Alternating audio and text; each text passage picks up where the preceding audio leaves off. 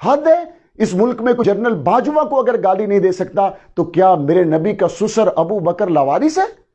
اگر اس ملک کے اندر میرے سلامتی اور سیکورٹی کے اداروں کو کوئی زبان درازی نہیں کر سکتا تو کیا دن دہاڑے 10 محرم الحرام کو آپ کراچی کی شاہراہوں پہ کھڑے ہو کر حضرت امیر معاویہ اور ان کے والد ابو سفیان پر، نبی کے سسر پر لعنتیں کریں گے؟ اہل سنت کے صبر کی انتہائیں ہیں کہ انہوں نے ساری تکلیفوں کے باوجود قانون کا دروازہ کھٹکھٹایا. ایف آئی آر درج کرنے کی بات کر رہے ہیں، میں مطالبہ کروں گا صرف ایف آئی آر درج نہ کریں بلکہ دہشت گردی کی دفعات کے تحت نیشنل ایکشن پلان کی دھجیاں بکھیرنے پر، پیام پاکستان کوئی دھجیاں بکھیرنے پر ان ملعونوں کے خلاف سخت کارروائی ہونی چاہیے تاکہ وطن عزیز میں امن کا ماحول قائم رہ سکے.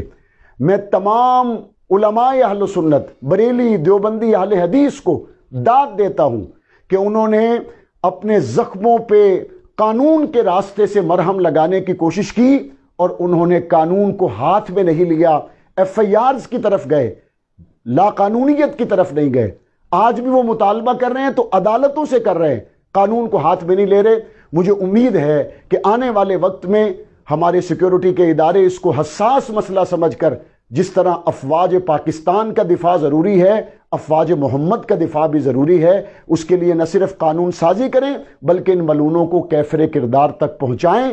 آنے والے وقت میں انشاءاللہ ثم انشاءاللہ تمام اہل سنت اس پر مل بیٹھ کے ملکی سطح کا لائحہ عمل طے کریں گے.